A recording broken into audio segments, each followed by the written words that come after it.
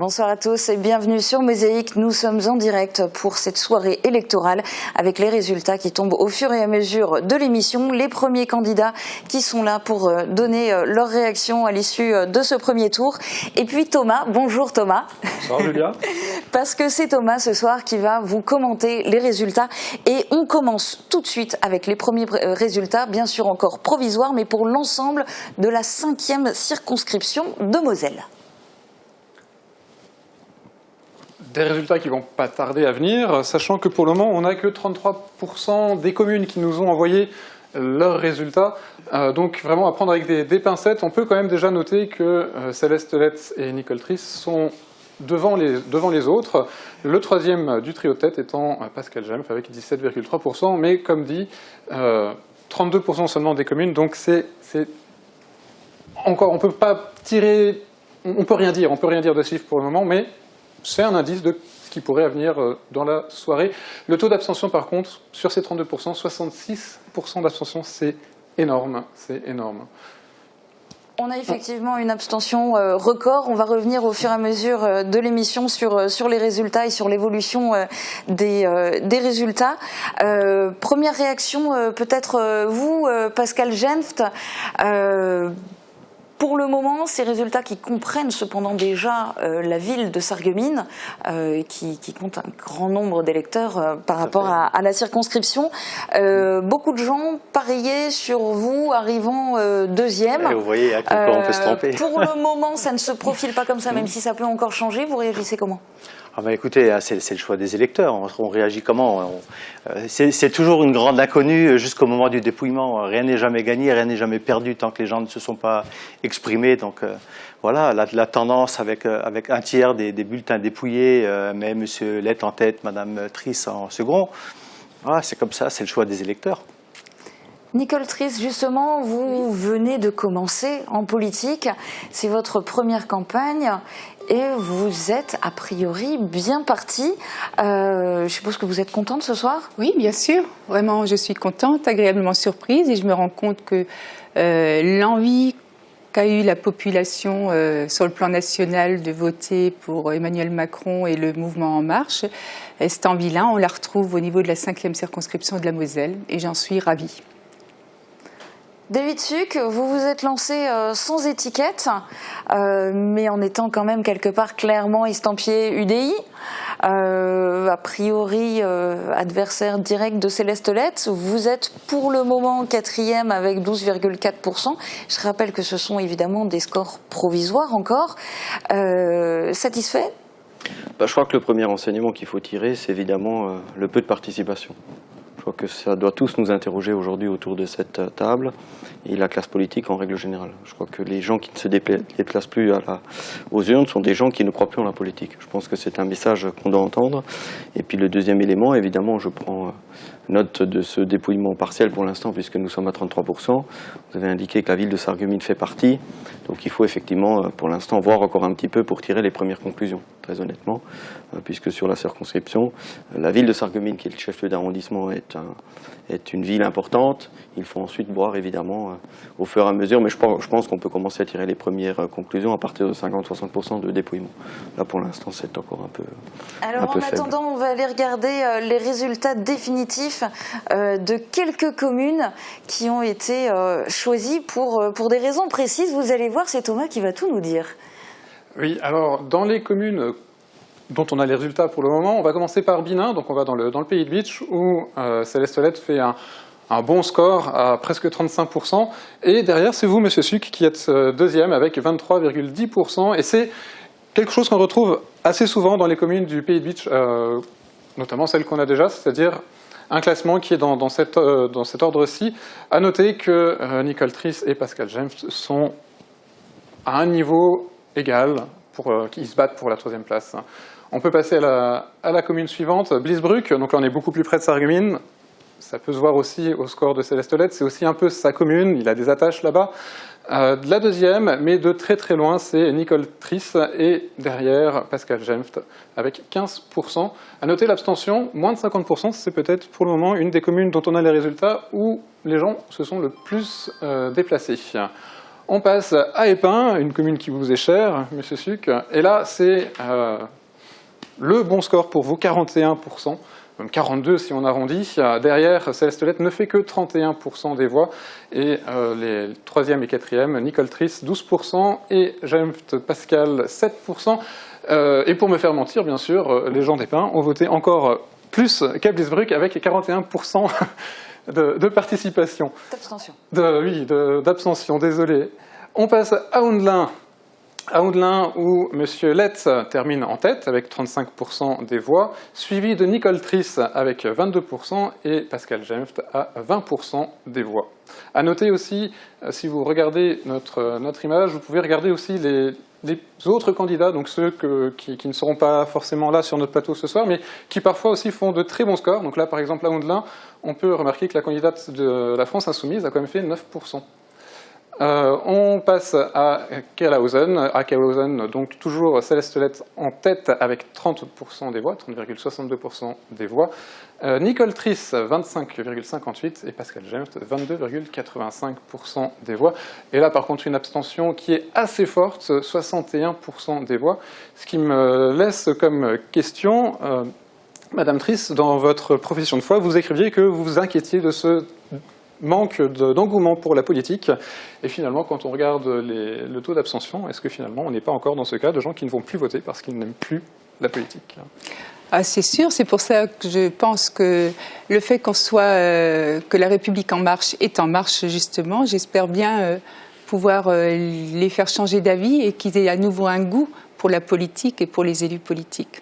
Parce qu'on peut se dire que c'est quand même assez incroyable. C'était cette année vraiment un record d'avoir 15 candidats. Et finalement, malgré tout, énormément de gens n'ont pas réussi à se dire qu'il y en avait ne serait-ce qu'un qui les intéressait suffisamment pour aller voter pour lui.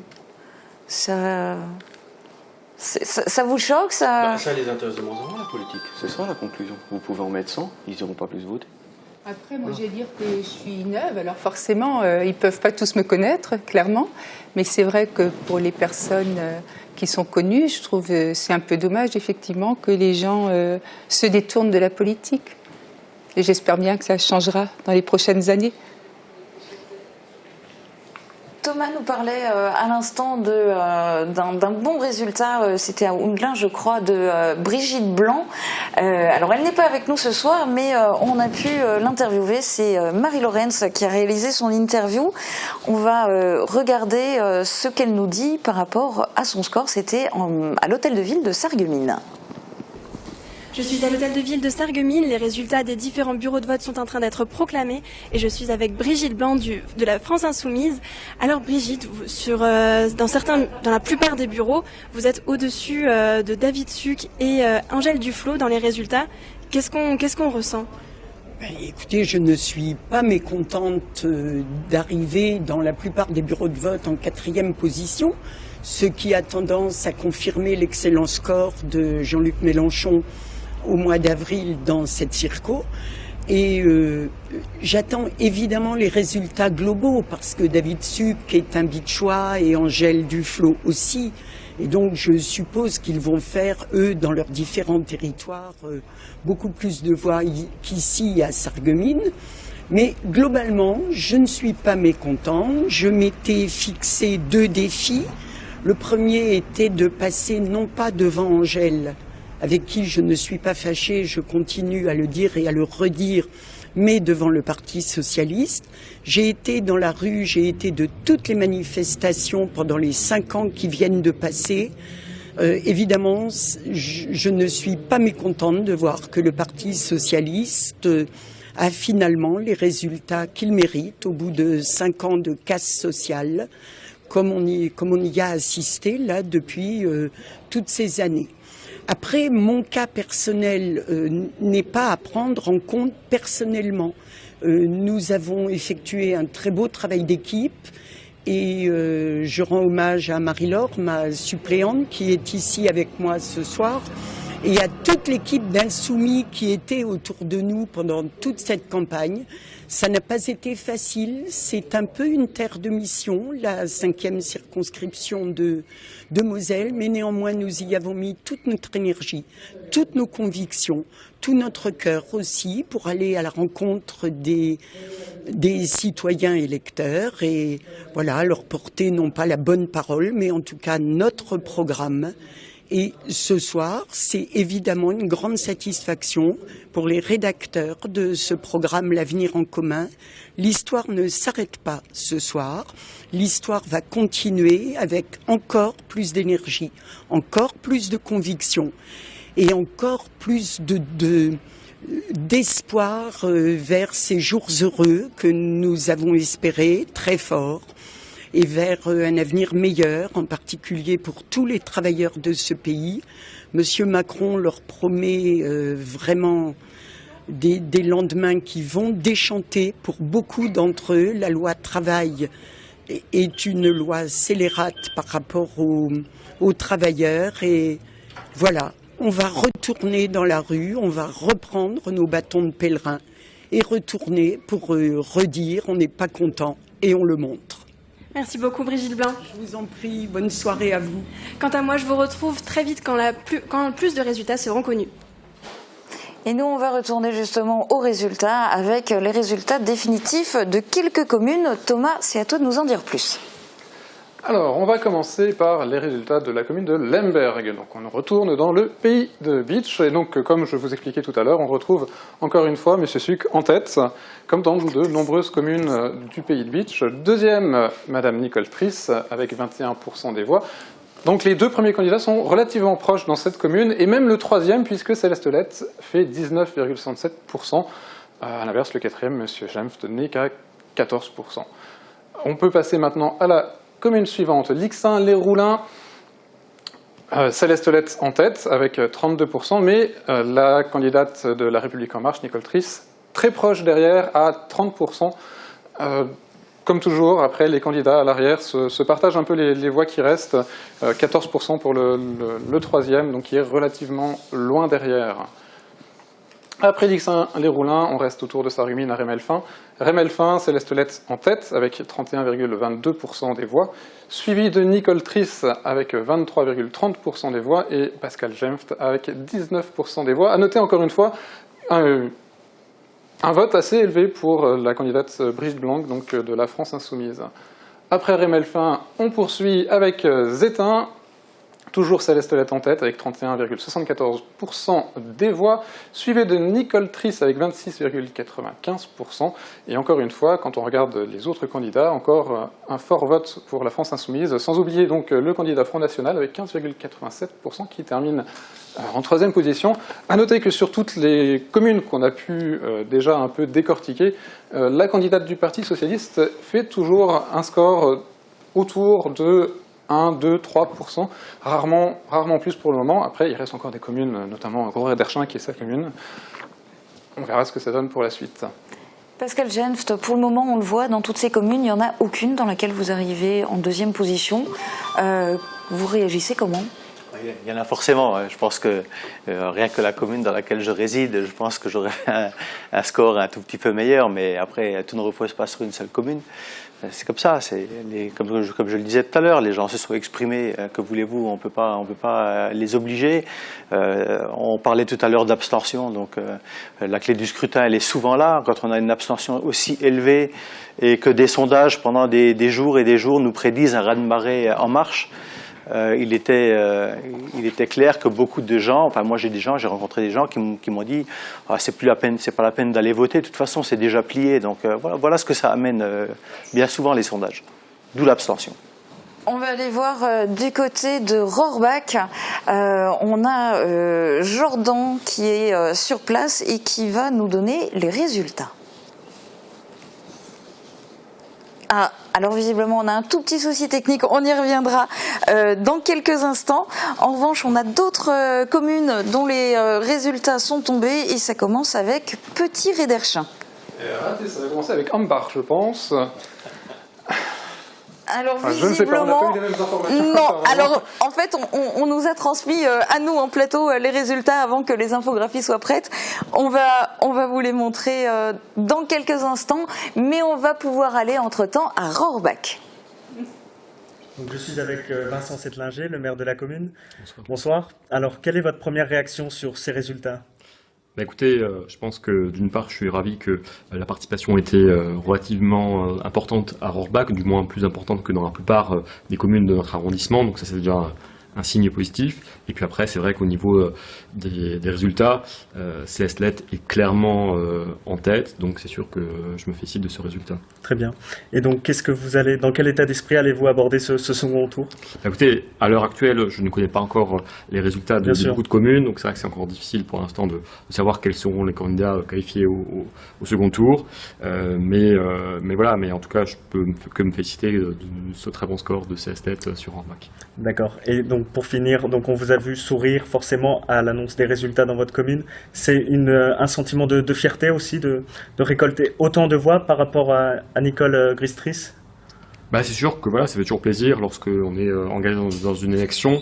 Là, en tant que candidat à la suppléance, aux côtés de Céleste Lett, c'est sûr que voilà, ça fait toujours plaisir de voir que les habitants de sa commune vous apportent leur soutien assez franc, assez massif. Donc c'est vrai que ça fait plaisir.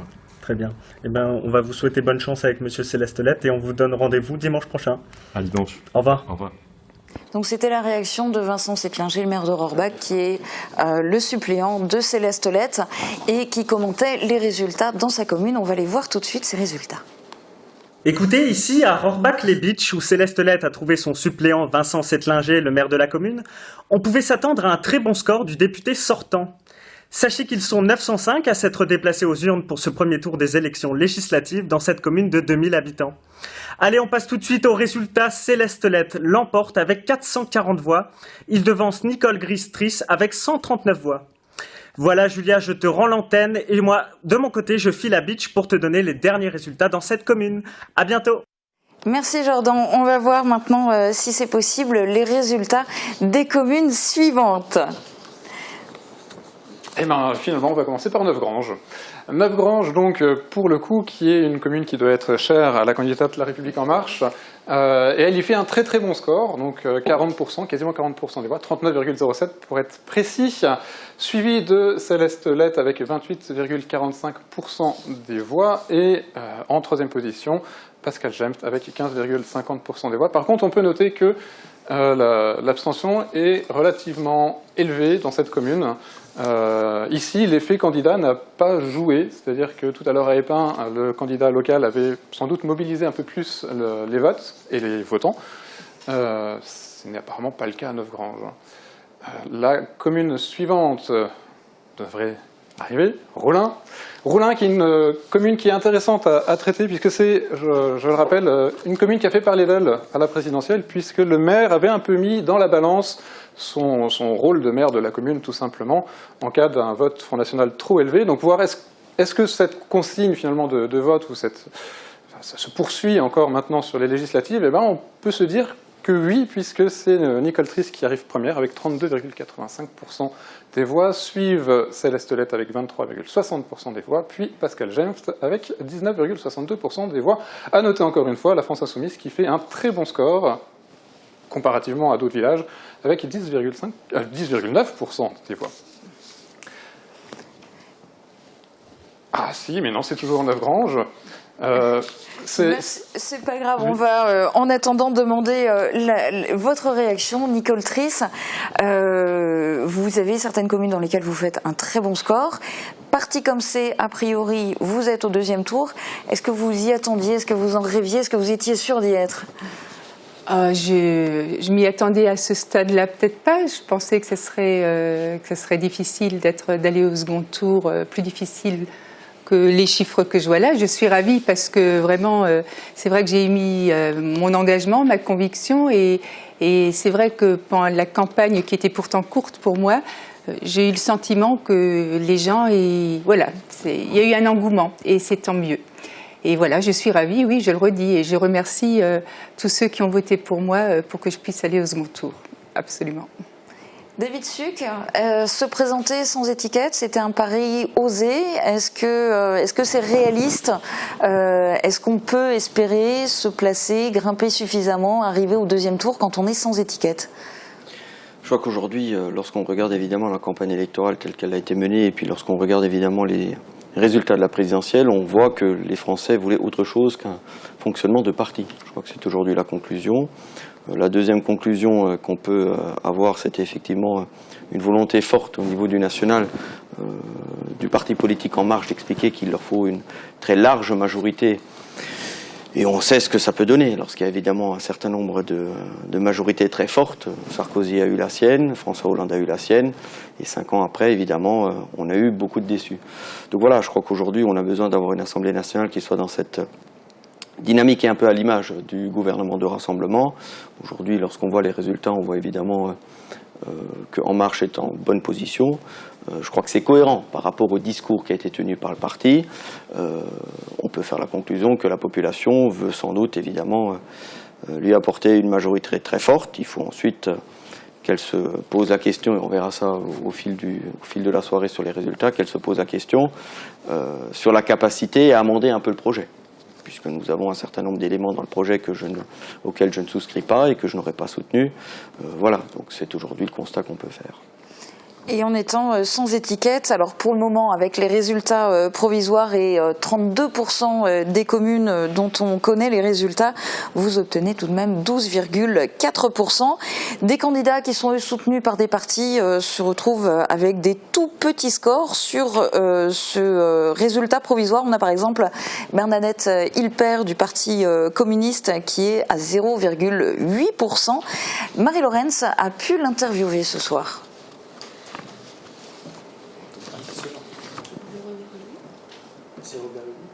Alors normalement, on devrait avoir la vidéo. Le Parti communiste de Bernadette Hilpert interviewé par Marie Laurens. Alors visiblement, on a un souci de transmission et pas encore cette vidéo. Alors je vous propose qu'on regarde les résultats de Sarreguemines. Donc Les résultats du bureau de vote de Sarreguemines sont désormais connus et c'est Céleste Lette qui arrive en tête avec 35% des voix. Juste derrière lui, c'est Nicole Gristris, la candidate de La République En Marche, qui arrive à la seconde position avec 28% des voix. Derrière, à la troisième position, c'est Pascal Genf, le candidat Front National, avec 16% des voix. À la quatrième place, grosse surprise, c'est Brigitte Blanc qui arrive avec 7% des voix. Derrière, c'est David Suc avec 3% des voix. Angèle Duflot avec 2% des voix. Elisabeth Parakini, la candidate Europe Écologie Les Verts, également avec 2%. Et les autres candidats suivent ensuite avec 1 ou 0% des voix. Et je rappelle que ce sont seulement les résultats de Sarreguemines. Et on a quelques communes et puis peut-être le résultat général sur l'ensemble de la circonscription qui est encore provisoire.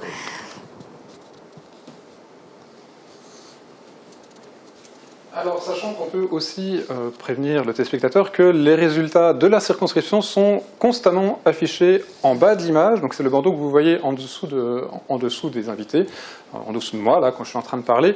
La barre qui se situe en bas à gauche, c'est le pourcentage de communes qui est actuellement reçu. C'est-à-dire, c'est les communes dont on a les résultats. En termes de communes, on devrait normalement avoir les résultats de... Ah oui, non, on va passer sur la circonscription, justement. Donc, pour le moment, on en est à 37% de communes dont on a les résultats. Donc, ça reste encore des résultats très provisoires. Toujours une abstention très forte avec 59%. Et je ne pense pas que l'abstention baisse dans les heures à venir. Donc, sur la circonscription, Céleste Lette en tête avec 29,5% des voix, suivent Nicole Triss avec 24,5% des voix et Pascal Genft avec 16,9% des voix, sachant que ces pourcentages doivent être aussi regardés sous cet angle, c'est-à-dire que pour se maintenir au deuxième tour, il faut atteindre ce seuil-là qu'on a symbolisé par cette ligne rouge. On voit que Céleste Lette s'en approche, que Madame Triss s'en approche aussi, mais que le troisième et le quatrième sont encore relativement loin de ce seuil fatidique. Si aucun d'entre eux ne venait à l'atteindre, les deux premiers seraient qualifiés au deuxième tour. On peut peut-être passer maintenant sur les communes. Non. Donc je rappelle aussi aux téléspectateurs que notre vidéo est visible sur Facebook et notamment certains posent des questions et notamment on a Marido qui dit beaucoup trop de candidats, c'est de pire en pire, les prochaines années il y en aura combien? 30? Ça divise les résultats. Est-ce que les candidats sont d'accord avec cet avis? Qu'est-ce que vous en pensez? On doit limiter le nombre de candidats ou c'est la démocratie et chacun doit pouvoir se présenter? Tout à fait, oui, je pense que chacun est en droit, chaque citoyen est en droit de se présenter à une élection. Il faut absolument pas limiter leur nombre, non, j'y serais vraiment opposé.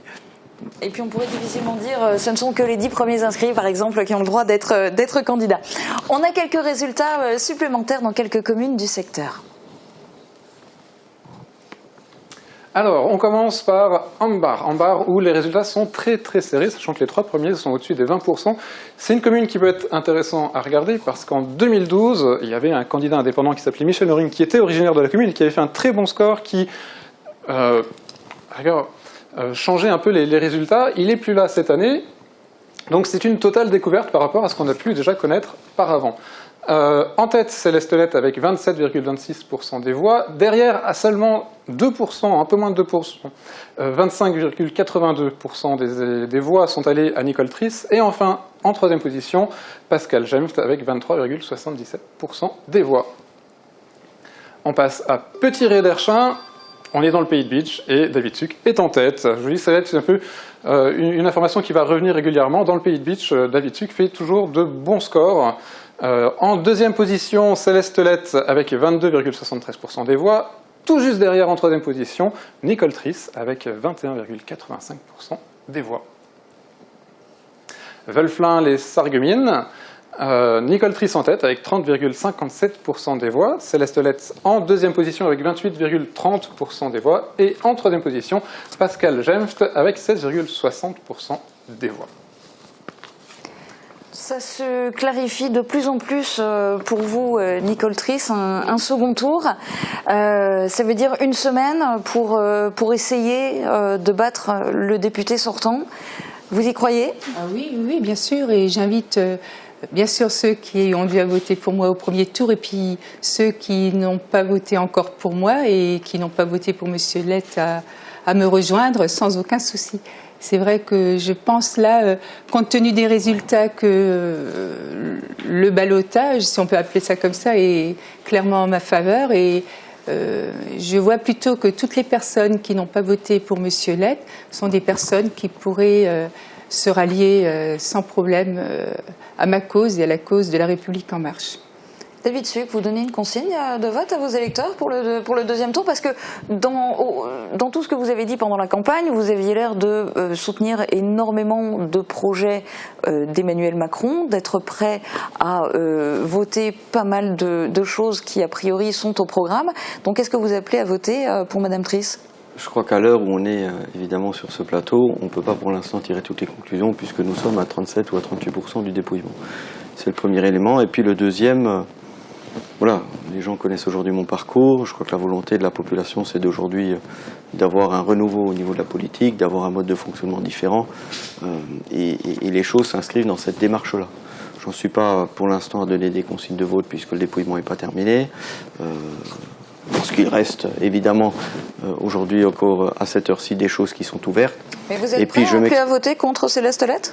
Vous savez, c'est des sujets sur lesquels on se prononce après réflexion. Non pas à 37% de dépouillement et en concertation avec mon équipe. Pascal Gemft, vous faites quoi vous pour le deuxième tour? Vous donnez une consigne de vote? Absolument pas. Je ne suis pas propriétaire du vote des électeurs. Voilà. Bien entendu, je vais remercier tous les gens qui m'ont soutenu, tous les gens qui ont voté pour moi. Mais après ça, ils feront comme tout le monde, ils iront voter en leur âme et conscience. Voilà. Tout simplement. Nicole Triss, vous espérez pour le deuxième tour récupérer des voix d'électeurs qui ont voté pour qui au premier tour? Les personnes qui ont envie effectivement qu'il y ait un renouveau politique, comme disait M. Suc. Et c'est vrai que je n'ai pas de... Comment dire?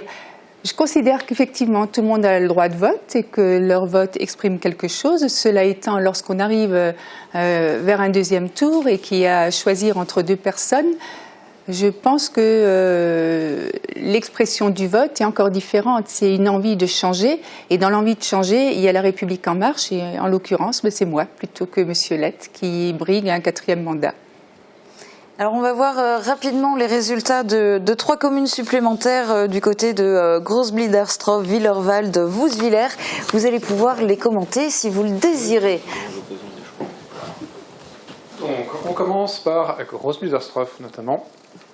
Une commune qui peut être intéressante à regarder puisque Großbliederstroff, à l'époque du premier tour des présidentielles, c'était une des communes qui avait le plus voté pour Emmanuel Macron sur le secteur. Il est arrivé 2e.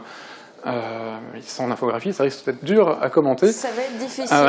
On a aussi un autre souci, c'est que nos invités sont attendus ailleurs. On va les laisser s'en aller. Je vous propose pendant ce temps qu'on regarde le magnéto, puisque finalement ils ont tous voulu devenir députés. Mais un député, c'est quoi ? On vous l'explique parce qu'il y a beaucoup d'idées reçues et on a voulu un petit peu tirer tout ça au clair. Oyez, oyez, citoyens, les dimanches 11 et 18 juin, vous allez élire le député de la 5e circonscription de Moselle, la circonscription dite de Sarreguemines. Oui, mais un député, qu'est-ce que c'est ?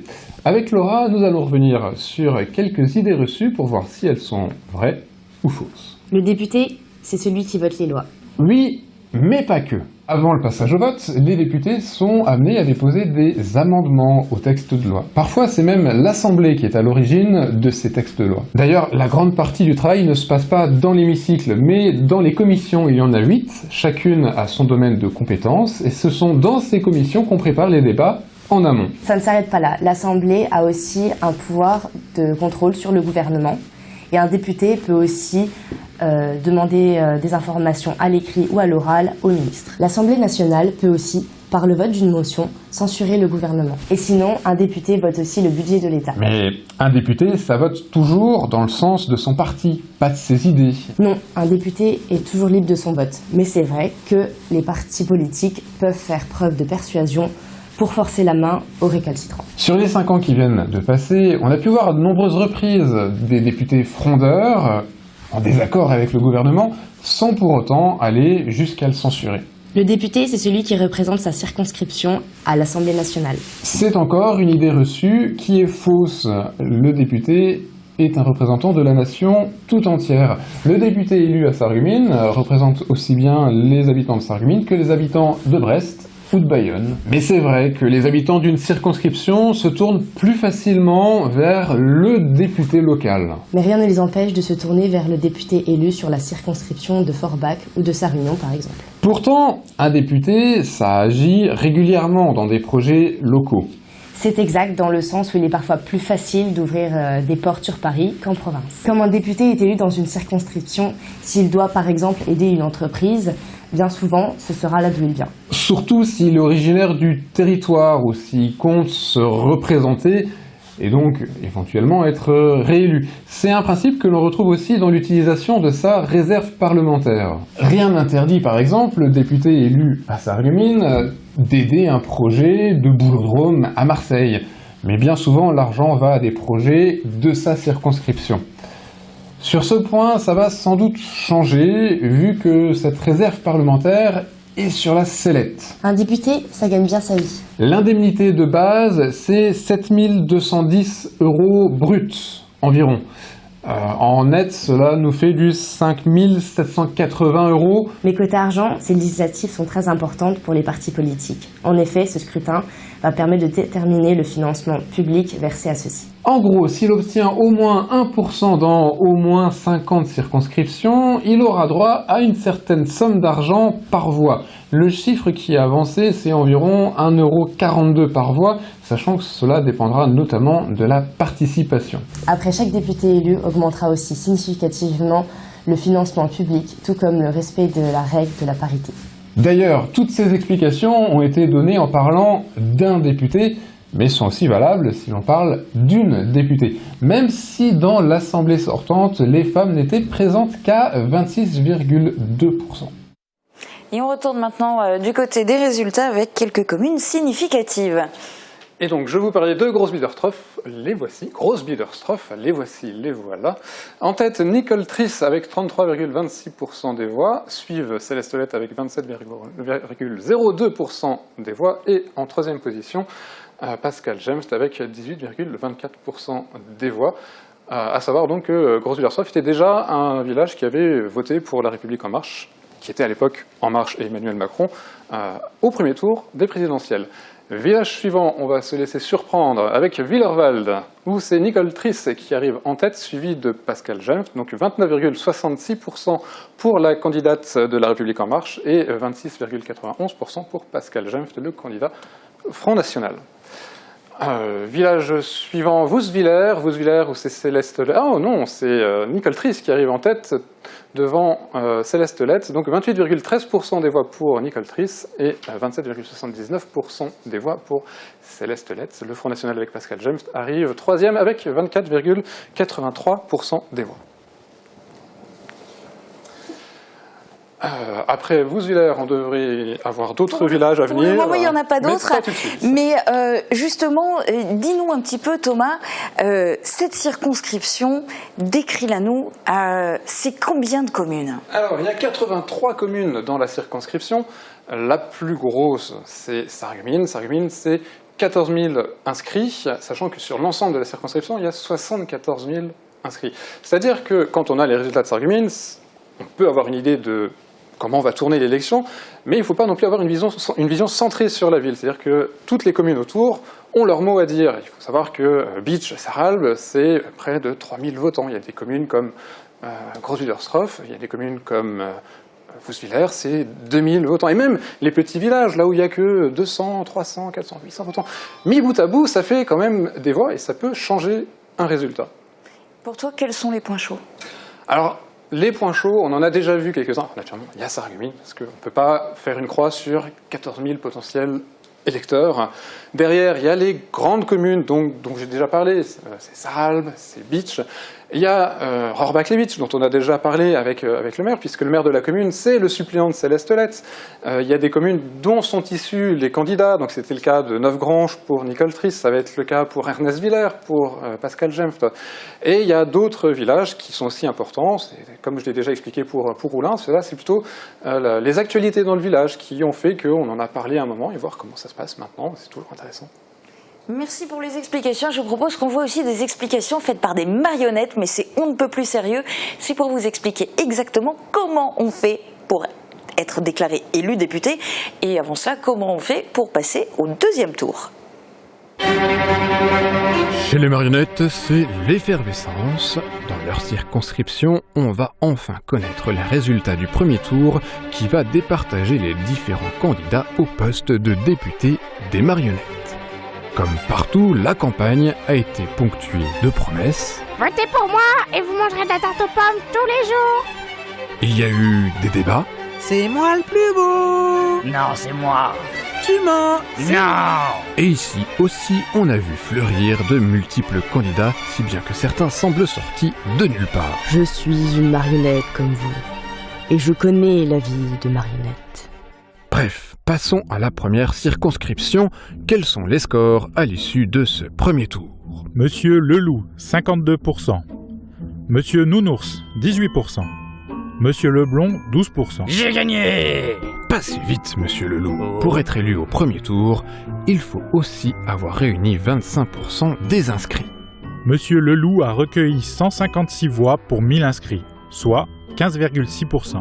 Monsieur Leloup, il vous faudra passer par un second tour et vous y serez opposé à monsieur Nounours, qui est arrivé deuxième. Tu ne peux rien pour attendre. Ah! C'est ce qu'on verra. Et maintenant, la deuxième circonscription où les scores sont apparemment plus serrés. Voici le trio de tête. Madame Mergrand, 18%. Madame Sorcière, 16%. Monsieur Leroy, 14%. Il faudra là aussi un second tour. Voyons qui pourra s'y maintenir, sachant qu'il faut ici réunir 12,5% des inscrits. La deuxième circonscription compte aussi 1000 inscrits. Il faut donc 125 voix. Madame Mergrand, 162 voix qualifiées. Madame Sorcière, 144 voix qualifiées. Monsieur Leroy, 126 voix qualifiées. Youhou! Au second tour, il y aura donc ce que l'on appelle une triangulaire. Et qui sera élu dans chaque circonscription? Celui parmi les qualifiés qui obtiendra une majorité des voix lors du second tour. Monsieur Leroy, vous semblez vouloir ajouter quelque chose. Oui, eh bien écoutez, la mère Grand, là, elle me fait vraiment peur. J'ai pas envie qu'elle soit élue, alors je vais pas y aller au second tour. Et face à la mère Mi-Gâteau, j'appelle toutes les marionnettes à voter pour Madame Sorcière. Soit, c'est effectivement votre droit, car un candidat qualifié au second tour n'est pas obligé de se maintenir. On parle dans ce cas de désistement. En 2007, Céleste Lett avait réussi quelque part la prouesse de se faire réélire dès le premier tour. En 2012, c'était très différent. Ça s'est passé comment, Thomas? C'était une situation qui était totalement différente à 2007 et qui est totalement différente à l'actuelle. Il y avait moins de candidats, ils étaient que 9. Par rapport aux 15 qu'on a eu cette année, c'était déjà beaucoup moins. Mais bon, dans les candidats présents, on avait déjà Céleste Lett, on avait déjà Angèle Duflot. D'ailleurs, c'était les deux qui étaient arrivés au deuxième tour. Sauf qu'à l'époque, Céleste Lett n'avait pas de candidature dissidente, comme c'est le cas cette année avec David Suc. De son côté, Angèle Duflot surfait un peu sur la vague François Hollande qui venait d'être élu président et surtout avait le soutien aussi des Verts. Cette année, il y a un candidat Europe Écologie Les Verts. En 2012, il y avait un candidat indépendant qui a été classé écologiste par la préfecture, qui était Michel Luring, qui avait aussi pris beaucoup de voix dans certaines communes, comme Ambars, comme Navgrange, qui n'est plus là aujourd'hui. Il y avait aussi plein d'autres petits candidats, mais il y en avait moins. Il y avait, au niveau de l'extrême gauche, il y avait un candidat du Front de gauche cette année. Il y en a deux. Il y a le candidat de la France Insoumise et il y a le candidat du Parti communiste.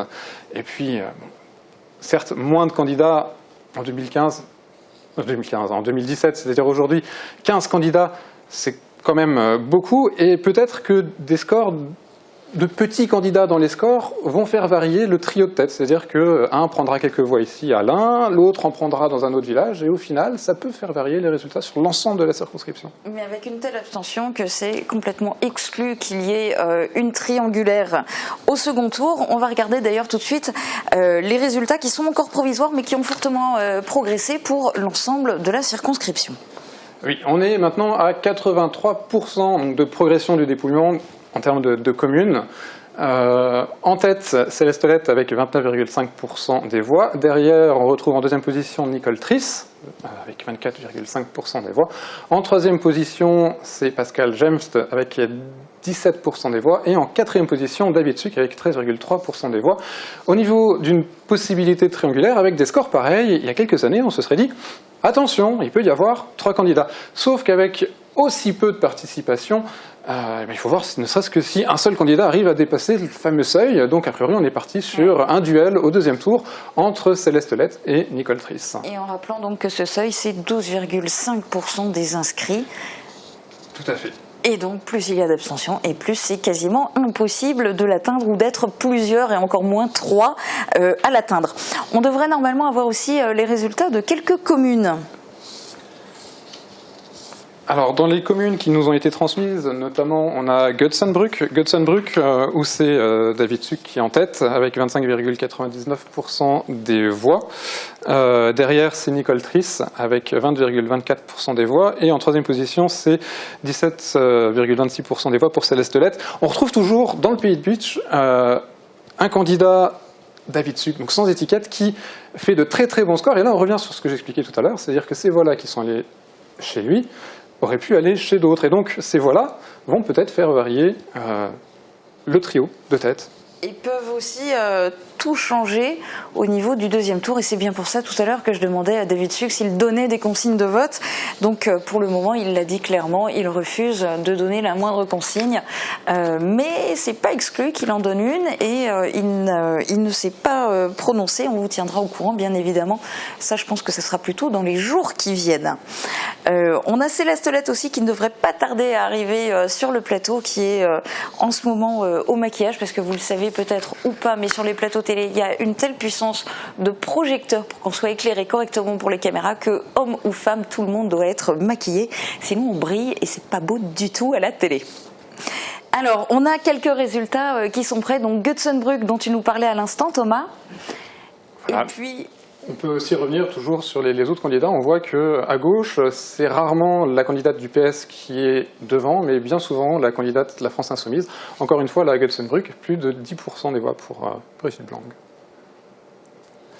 À Orbach-les-Bitches, donc, une des communes qui avait été placée dans les points chauds, quand on a un peu réfléchi sur où est-ce qu'il faut regarder, comment ça se passe, et Céleste Lett qui fait quasiment 50%, un peu moins, 49,44% des voix.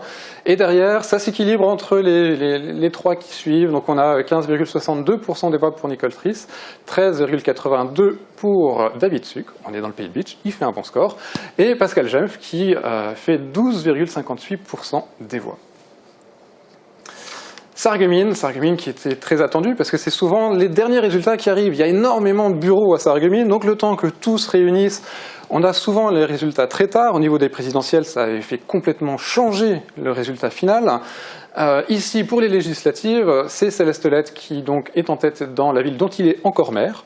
Nicole Triss arrive en deuxième position avec 28,34% des voix, suivi en troisième position de Pascal Jempf avec 15,94% des voix. En quatrième position, on retrouve encore une fois la France Insoumise avec Brigitte Blank, 7,2%.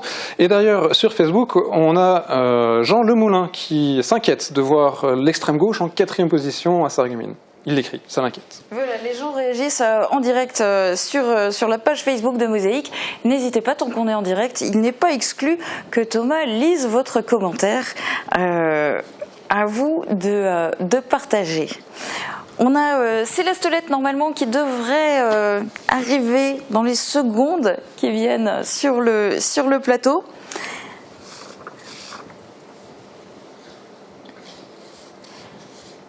On peut peut-être, vu qu'on est sur les résultats de Sarreguemines, se dire qu'en 2012, à Sarreguemines, les résultats étaient totalement différents.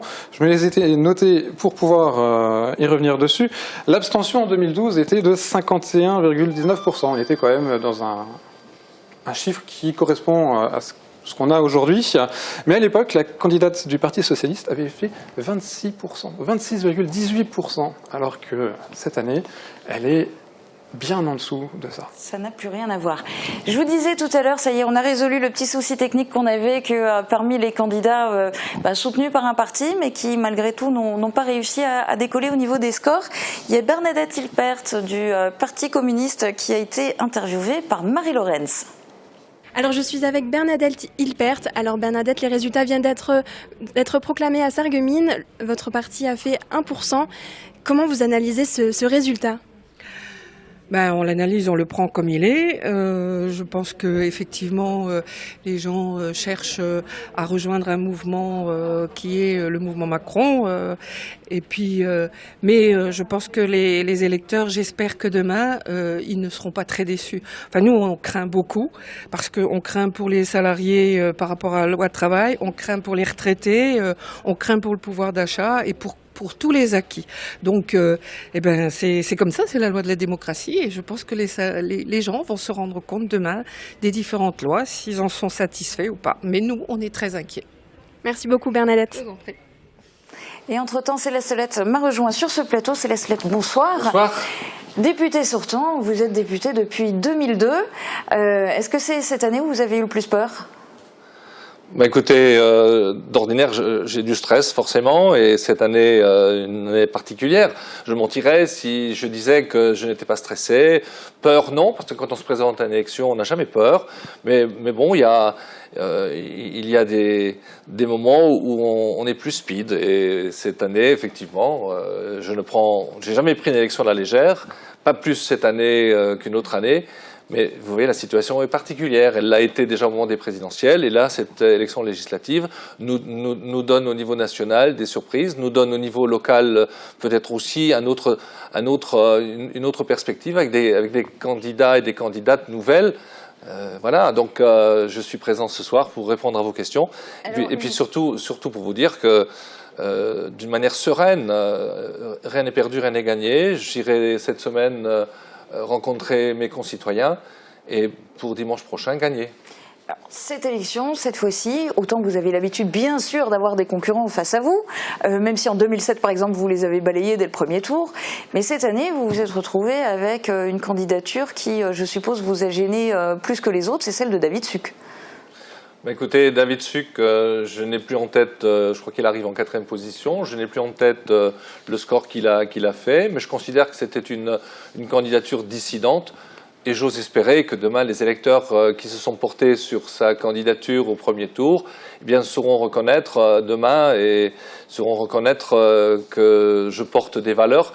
Il disait bien qu'il était le candidat de la droite et du centre, sans pour autant demain mettre en péril, sans être un opposant systématique au président de la République, au président Emmanuel Macron. Je crois que j'avais le même discours. C'était s'il n'y a pas de cohabitation, parce que nous aurions pu avoir une majorité, eh bien, il y aura forcément une collaboration. Et je répète, les citoyens nous l'ont dit suffisamment souvent pendant cette campagne.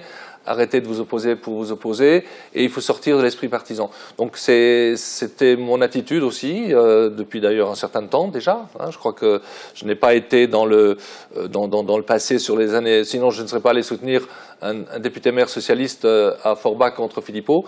Donc je serai demain, si je suis élu député dimanche prochain, je serai constructif, et par rapport à cette candidature dissidente, eh bien j'ose espérer que demain, les électeurs comprendront que si ce soir ils ont préféré, ou aujourd'hui ils ont préféré quelqu'un de leur secteur parce que c'est le pays du beach, et bien que jusqu'à présent j'ai toujours été défenseur du pays du beach, et que peut-être demain ils peuvent continuer à me faire confiance. En tout cas,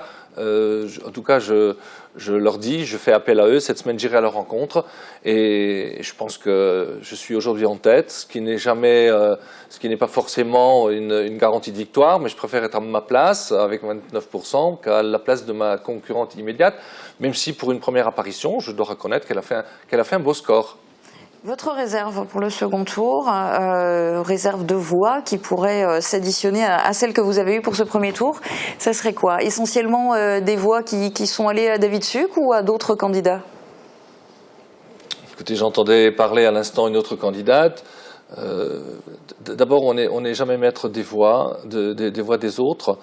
Simplement, si au deuxième tour, des électeurs qui ont fait un autre choix que le mien devaient se reconnaître dans certaines de mes valeurs ou dans la totalité de mes valeurs, je le dis de cette manière-là, eh bien, je suis prêt effectivement à prendre leur confiance, et je suis prêt à prendre aussi leur voix.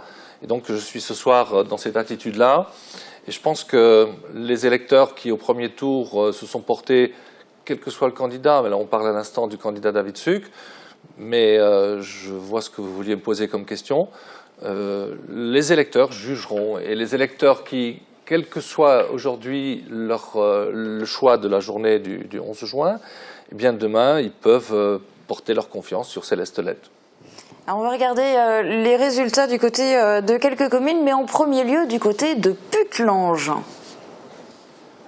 Alors, on va attendre Putelange, on devrait avoir une vidéo normalement. Vous avez Bisbrook aussi ? Actuellement à Putelange-Lac en mairie avec Claude Decker que vous voyez juste derrière moi. Il vient de procéder avec son équipe à la centralisation des résultats. Putelange-Lac, ce sont 3 bureaux de vote, et ce soir ce sont 3 résultats bien distincts. Céleste Lette, les Républicains, Nicole Gristris, La République En Marche, et Pascal Janft, Front National, arrivent chacun en tête dans un des 3 bureaux de vote. 3 bureaux de vote, 3 résultats différents. Notons tout de même la percée du Front National à Diefenbach-les-Putelanges, comme au moment des présidentielles il y a quelques semaines, où le Front National avait déjà effectué une percée.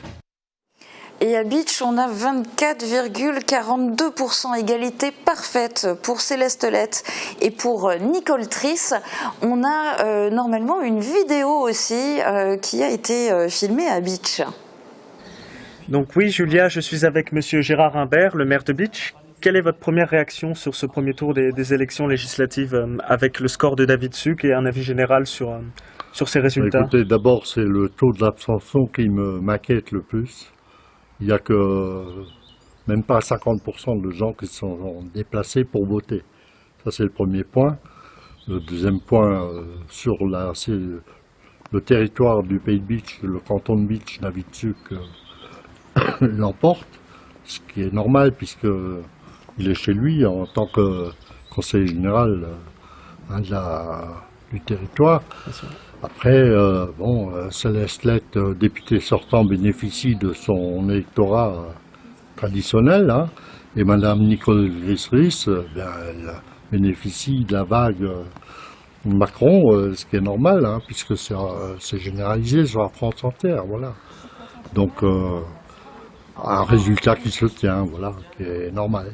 Malheureusement, il n'y a pas 50% de votants. Peut-être que ça aurait changé la donne, pour l'un comme pour l'autre, comme pour la troisième, voilà. Très bien, voilà. Je vous remercie. Je vous en prie. Thomas.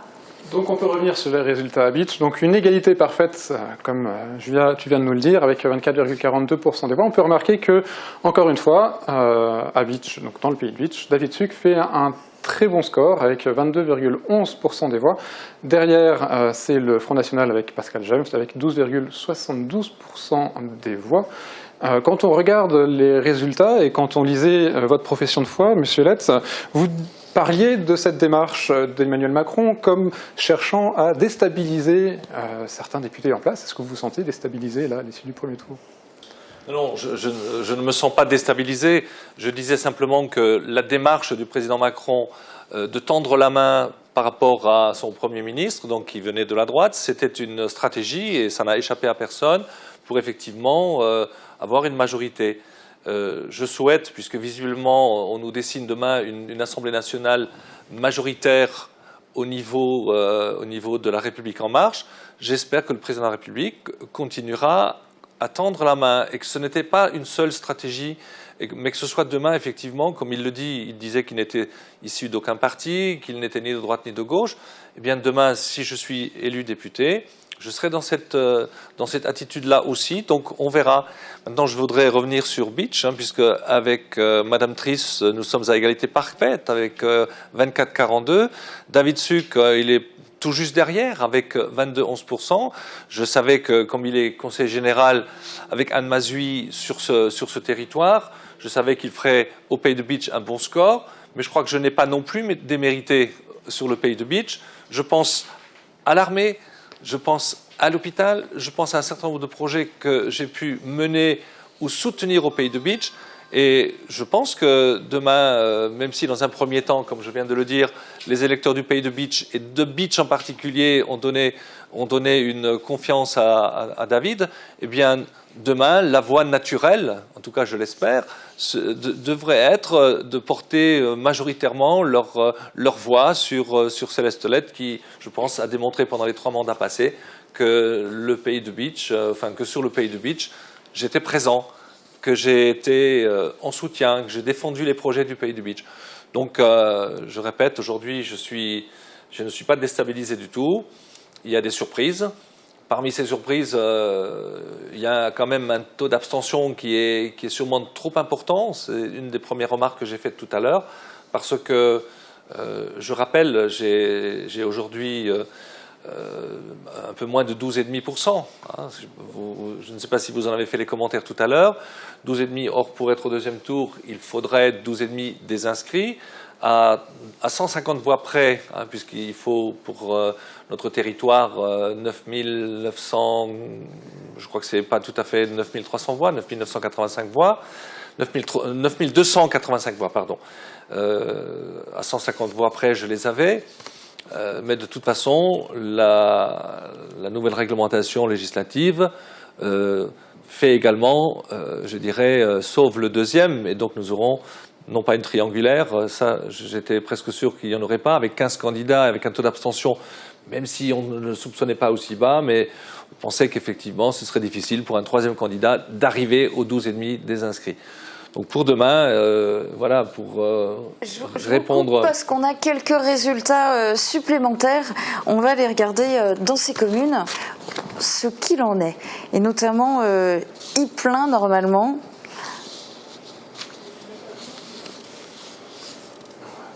Bon. À Ypelin, c'était le chiffre derrière la virgule qui changeait en fait. Céleste Lett, vous avez 27,80% des voix à Ypelin, là où Nicole Triss a 27,08%, donc 27,8, 27,08.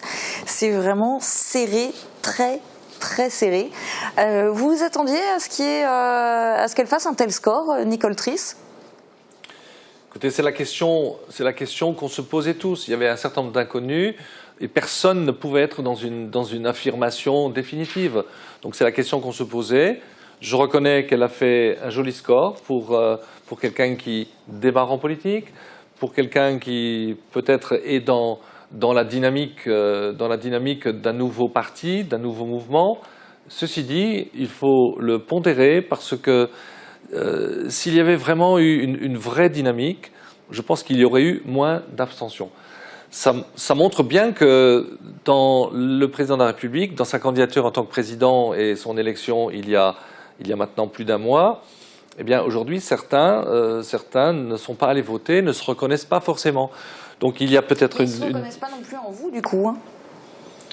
Bah écoutez, pour l'instant, puisque pour l'instant je suis en tête, donc ils me reconnaissent plus en moi. Plus, mais abstention quand même. Mais de l'abstention, bien sûr, puisque si vous prenez mes 3 élections, j'ai regardé rapidement tout à l'heure, c'est vrai qu'il y a une déperdition.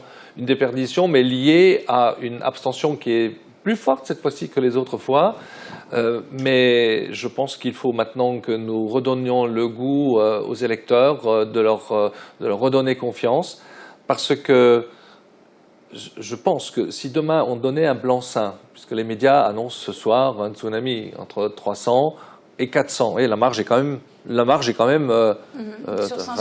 est importante, entre 300 et 400. C'est pas pareil d'avoir une majorité à 320 que de l'avoir à 400. Donc on verra la semaine prochaine. Et je pense que les Français, souvent, dans un deuxième tour, rééquilibrent. J'ai le souvenir en 2007. En 2007, j'étais élu au premier tour. Et on avait annoncé, les médias avaient annoncé un tsunami, effectivement, à l'époque de l'UMP. Et au deuxième tour, il n'y a pas eu ce tsunami. Parce que les Français se sont dit, il ne faudrait pas donner non plus un blanc-seing à cette majorité. Eh bien, aujourd'hui, j'ai dit la même chose. Je pense que si demain, il y avait un blanc-seing avec une majorité totale, 400, c'est le maximum qu'on nous donne aujourd'hui, mais à supposer que ça ne soit que 350 ou 360, je pense que l'opposition constructive ne viendra pas de ce parti-là.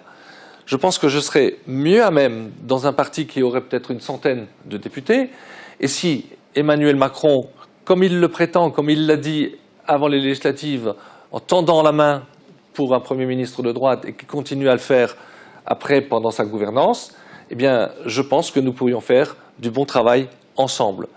Et pour notre démocratie, ce serait mieux qu'il y ait effectivement un bloc d'opposition. Mais quand je dis opposition, c'est dans le sens positif du terme, dans une opposition constructive, qui n'existerait pas si demain il y avait 400 députés. Imaginez, il n'y aurait presque que... On ne peut pas donner les pleins pouvoirs.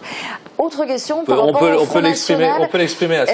Vous le disiez tout à l'heure, il y a 5 ans, vous étiez mobilisé, vous aviez soutenu Laurent Kalinowski face à Florian Philippot à Forbach pour que le FN ne prenne pas le bassin houiller. Cette fois-ci, on le voit ici sur le secteur, le FN est en baisse. Vous en êtes du coup, je suppose, satisfait ? Écoutez, ce ne sont pas mes valeurs fondamentales, hein. Ce n'est pas un scoop que je donne ce soir. Et je pense que les électeurs du Front National, moi je ne suis pas à les critiquer. Je pense que c'est d'abord à se poser la question pour quelles raisons, d'une manière trop importante, l'électeur a fait confiance à une idéologie qui n'est pas la mienne. Et si demain, puisque c'était un peu votre question, vous avez posé tout à l'heure d'une manière un peu subreptice, tout électeur qui veut demain me faire confiance et qui peut-être à un moment donné estime, puisque vous venez de dire vous-même qu'il y a un recul par rapport au Front National, eh bien si demain il y avait encore effectivement, alors pas de recul puisqu'il n'y aura plus de candidats du Front National, mais des citoyens qui se disent, eh bien Céleste Lette, pourquoi pas, il y a un certain nombre de valeurs qu'on peut partager, eh bien qu'il fasse confiance à Céleste Lette. Donc un report de voix du Front National, pourquoi pas ? Je ne l'ai pas exprimé comme ça. Je pense que... Non, ne me faites pas dire ce que je n'ai pas dit. Un électeur a le libre choix du candidat sur lequel il veut porter ses voix. Je pense d'abord qu'il y avait une candidature dissidente, qui portait les mêmes valeurs que moi, en tout cas c'est ce que disait David Suc, et qu'il écrivait même sur ses documents qu'il porte les valeurs de la droite et du centre. Et que dans le même temps, il saura être un opposant à Macron, mais avec lequel il est prêt à collaborer. Donc si les électeurs lui ont fait confiance et que je suis dans la même disposition que lui, il n'y a pas de raison que ces électeurs, là pour le deuxième tour, ne me fassent pas confiance. C'est, je répète, une candidature qui était dissidente de la droite et du centre, et que c'est d'abord là qu'il y a un réservoir naturel de mes voix. Et je le remarque sur Beach, je reviens à Beach, que vous aviez annoncé tout à l'heure, où je suis à égalité avec Madame Tris, mais David Suc est tout près derrière. Je pense que les habitants du pays de Beach, qui aujourd'hui avaient un candidat qui était conseiller départemental, certes plus jeune que moi, ces électeurs ont fait confiance à David, mais je ne pense pas qu'ils aient oublié que j'étais aussi, à un moment donné, en tout cas pendant ces 3 mandats, à côté d'eux, pour les soutenir. Et je pense notamment à ce que j'ai pu faire avec le maire de Beach, avec Gérard Imbert, hier, en sauvant l'armée à Beach. Alors je vous coupe, on a maintenant les résultats définitifs, ça y est, sur l'ensemble de la 5e circonscription de Moselle. Et un écart qui se resserre, Thomas va nous les commenter et vous pourrez réagir après, Monsieur Lett.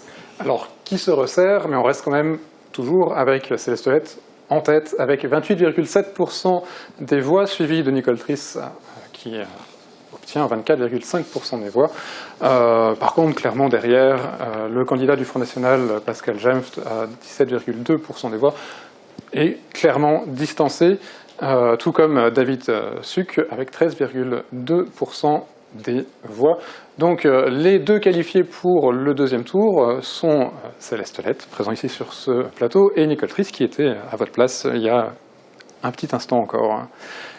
La question qu'on peut se poser, c'est que vous êtes opposé à une candidate de La République En Marche qui soutient un président faisant campagne sur le thème d'un retour de confiance envers le politique. Est-ce que vous pensez que c'est un thème qui va beaucoup jouer dans la campagne du deuxième tour? Et notamment, est-ce que vous comptez dire qui seront vos assistants parlementaires, si vous êtes élu? Qui seront vos assistants parlementaires si vous êtes élu? Est-ce que vous pensez que c'est quelque chose qui va devoir être mis dans la campagne? Non, ce n'est pas le sujet ce soir. Ce n'est pas le sujet qui seront mes assistants parlementaires. Il y a ceux qui ne le seront plus, et puis il y aura des nouveaux, et il y a ceux qui le resteront. Mais je ne crois pas que ce soit le sujet de ce soir, parce que focaliser sur les assistants parlementaires pour dire les uns sont tout blancs, et puis les autres parce que hier ils soutenaient... vous le savez, mon épouse travaillait pour moi, c'était un petit peu ce que vous vouliez dire. Mon épouse ne travaillera plus pour moi, elle va prendre sa retraite, mais indépendamment de l'affaire, entre guillemets. C'était prévu de longue date. Et donc, il y aura effectivement du changement au niveau de mes collaborateurs, et ce ne sera pas la seule personne.